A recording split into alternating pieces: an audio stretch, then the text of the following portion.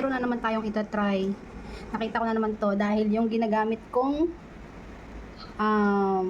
ginagamit ko sa aking underarm. So yan siya. Yan yung itsura niya. Hindi pantay-pantay. So ayan pa, kabila. Wala siyang balahibo. So yung line niya nangingitim. Ayan siya guys. Yan ang itsura ng aking underarm. Ito, itatry natin to. Panibago na naman ang ating product. Ayan po. Marami akong nakitang ano nito na maganda daw siya. So, tatry natin.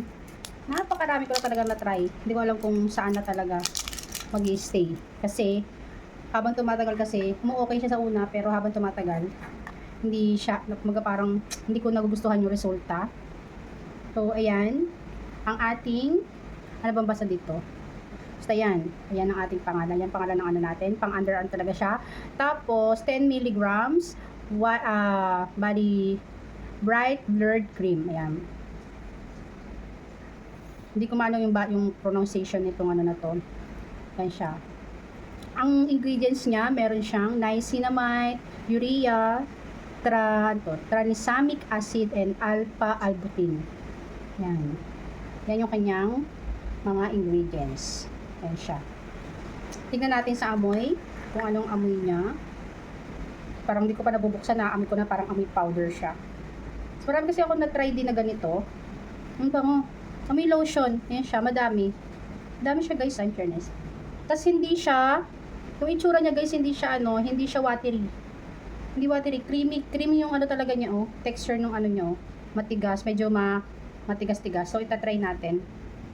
Daming na ano dito sa aking takip.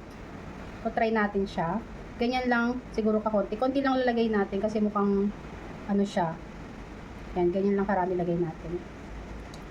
Try natin siya. This is my first day. Yan siya. Lagay natin siya. Morning and night daw ang paglagay nito. So, yan. Meron ako nilalagay sa morning, yung parang cream din siya. Yun ang pinanghuhugas ko sa kilikili ko.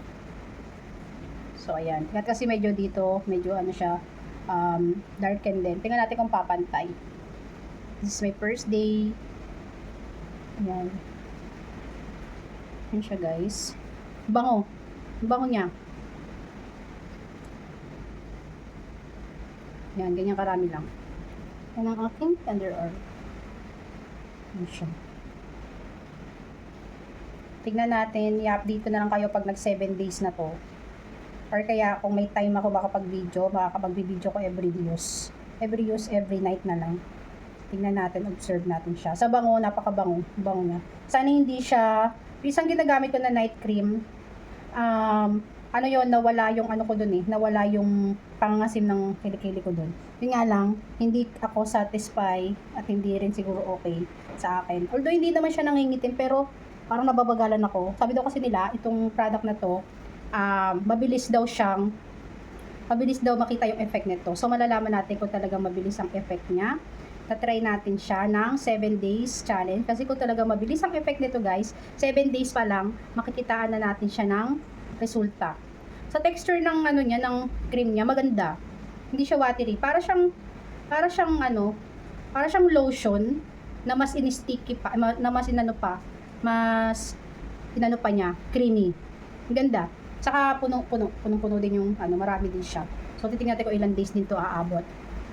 Ayan guys. Tapos pag naubos ko siya, after 7 days, tingnan natin yung resulta kung okay. Pag naubos ko siya ng isang buo, titingnan natin kung ilang days ko to mauubos. Sana umabot siya ng 1 month kasi kumbaga parang twice a day siya gagamitin. So ini-start ko siya ngayong araw. So yun lang guys for today's video.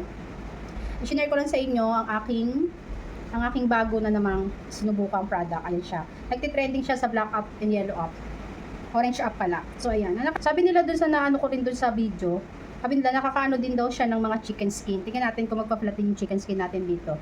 Sana siya na. Dahil napakarami ko na rin talagang na-try. Hindi ko na mabilang kung ilan yung na-try ko. Yung pa may mga tone toner, tapos may cream pa. Although may effect naman sa akin yung iba, yun nga lang, yung hinahanap ko na may whitening, tapos may mawawala rin yung pangasim ng kilikili natin.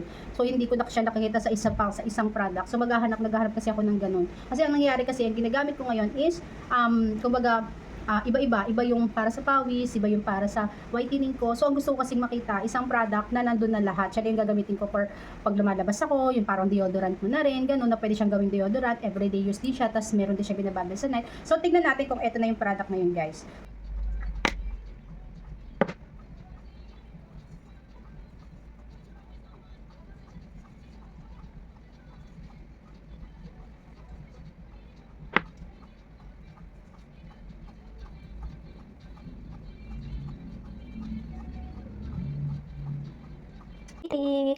Sa ating product. Dito guys, yun siya. Ganito rin. Ito tayo sa di ako gumagamit guys. Ito tayo sa di. Yan. In fairness, ano siya? Hindi naman kasi yung underarm ko sa kanya. Ang ganda. Sana magkabito dito. Saka napansin ko nag-light na yung line niya. Yan lang. Dili. 4 days. Pang 4 day na natin guys. Sa ating product. So yan. Yun nga sinasabi ko sa inyo, diba? 2 times a day ako gumagamit. So yan, nagla-light na yung mga lines niya. Ito medyo maitim pa. Yan. Mabango siya guys. Saka nagustuhan ko sa kanya, hindi siya pinagpapawisan. Hindi ko alam kung baka dahil malamig lang ang panahon ngayon. So malalaman natin yan. So yan, pang 4 day na natin. Siya. Ang bango niya, may lotion. Meron kasi ako nabili dati na ganito. Ayan siya. Meron ako dating nabili na ganito. Yung nagtitrending din before. Pero, pag pinagpapawisan yun, medyo maasim. Eto kahit pagpawisan, hindi nangangasim yung kilikili ko. Saka yun nga, dry. Dry siya. Kahit basain mo nga pag naliligo ako, pag binabasa ko siya pag naliligo. Papansin ko sa kanya kahit mabasa na siya, nandun pa rin yung cream niya, hindi basta-basta natatanggal. So, 2 times a day ang gamit ko. So, nagbibideo lang ako pag gabing paglagay na. So, yan ang aking underarm. Update dyan, maputi na yung aking linya. Yun lang, pang 4 days. 4 days na guys. 5 days, pang 5 days na challenge natin sa ating UA cream. So, nagla-light na siya. Ang bango. May lotion.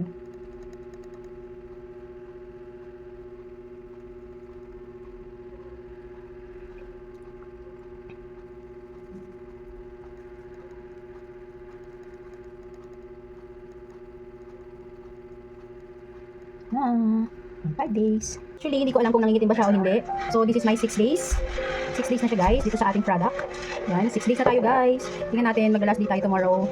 Tingnan natin kung meron bang nag-improve sa kanya. Kasi sabi ni mama kanina lang niya sa akin sinabi, nakitim daw ng kilikili ko. Ewan ko kung totoo. Pero nakikita ko naman pag nasa CR ako, pag naliligo ako, tinicheck ko siya. Hindi naman siya maitim. Ewan ko kay mama kung ano sinasabi niyang maitim daw. Tingnan lang natin guys sa aking challenge ng 7 days. Kung talagang nagbago ba siya, dumitim. Ayan siya guys. Natin siya. 6 days na tayo guys. 6 days. Last day na challenge natin guys. 7 days na for using this one. Yan. Ang 7 days na natin guys. Yan na, ganyan na lang karami yung aking product. Marami pa naman siya kasi konti lang naman nilagay ko. So ayan na ang update natin for 7 days. Ipa-flash ko na lang dito sa gilid kung ano yung dating itsura ng kilikili ko. Pero nakikita ko so far, okay siya. Okay siya. Ayan, kaya maglagay na ulit tayo. This is my 7 days. Ayan. Tapos, i-update ko na lang kayo ulit guys. Pag naubos ko na yung isang tab niya, saka ko na lang kayo ulit i-update.